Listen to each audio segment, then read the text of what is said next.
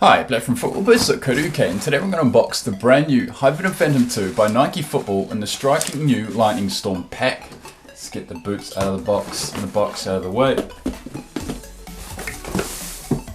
So as part of the box we get a striking green Hypervenom boot bag, the pattern on the front in black. Also we get a stud key and some extra soft ground studs. So here they are. As part of the Lightning Storm pack, this is one of the brightest and most vibrant colorways so far for Nike's second generation Hypervenom. The colorway will be exclusively worn by Neymar of Barcelona and Brazil, while the orange edition will be headlined by the likes of Robert Lewandowski, Isco and Alex Oxlade-Chamberlain. So in terms of design, Nike have applied a super modern zigzag pattern to the base and the upper and sole to represent agility and quick turns. It's important to note that the sole design will actually wear away over time, so it's just a print on top of the sole which will actually come off the longer you wear them. So this time round the entire colorway is coloured green, including the FlyKnit, laces and dynamic fit collar. Personally I'm a big fan of the design and colorway. So we have a closer look. Black is the secondary colour, it's on the zigzag pattern on the sole and on the base of the upper. Nike swoosh logos in black on the forefoot and on the heel. Laces, green dynamic fit collar. Studs are silver. On the tip of the dynamic fit collar you also see a bit of black. Inside the sock liner also has that striking zigzag pattern in black and the Hypervenom word there too. On the heel we've got NikeSkin and ACC in black and another Nike swoosh logo on the sole. Big fan of the design and big fan of the colorway. So the Hypervenom 2 again uses NikeSkin, but this time round the material is much different to that seen on the Superfly, Obra and previous Hypervenom generation. So it's essentially a mesh based upper system with FlyKnit seen just on the collar and lacing region. Both the Superfly and Obra have FlyKnit throughout the entire boot, but not just on the collar and lacing region. So essentially it's got NikeSkin on the striking region of the boot. FlyKnit is only featured on the collar and on the lacing region. So the NikeSkin is thin, but not as thin as the uppers seen on the Mercurial Superfly and Magista Obra. The upper feels stiffer and much thicker, that will help with protection. It will still provide a barefoot feel, but not as much as the Superfly and Obra. So essentially it is soft, but not as soft as what you'd see on the Obra and Superfly.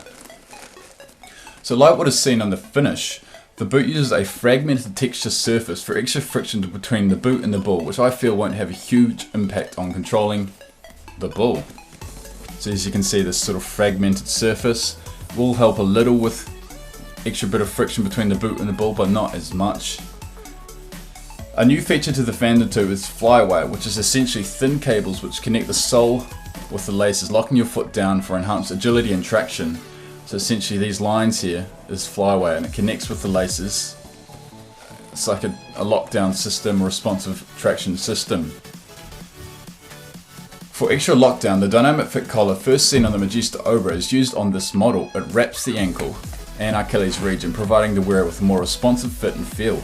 This is easily the most responsive boot Nike has ever produced. So yeah, like on the Superfly and the Obra, the dynamic fit collar is used. So there are now 3 boots in Nike's ranges which have the collar. So again, Nike's all conditions control application is applied to the upper for a more consistent touch in all weather conditions. One benefit of the Superfly and Obra is that the collar seam is moved to the side rather than at the base, just to prevent blisters. A lot of people that wore the Superfly and Obra had a lot of blisters where the seam would touch, but the seam is actually on the side now, which is a huge benefit. Off-center lacing is again used for a larger striking surface, making it great for strikers and wingers who like to shoot often. The sole plate uses the same split toe design seen on the first generation Phantom, but is made to be much more flexible, which I feel is a wise decision. So it's going to be a lot more flexible than the first generation Hypervenom Phantom. The same conical stud system is used for 360 degrees movements, perfect for those wingers and strikers needing extra space between defenders. We have the soft ground version, which replaces the conical studs with metal deeper studs. Weight wise, you should expect roughly 210 to 230 grams depending on the size you have, making it slightly heavier than the Superfly and oversized, which isn't really a bad thing, doesn't really make a big difference. So what is my overall verdict?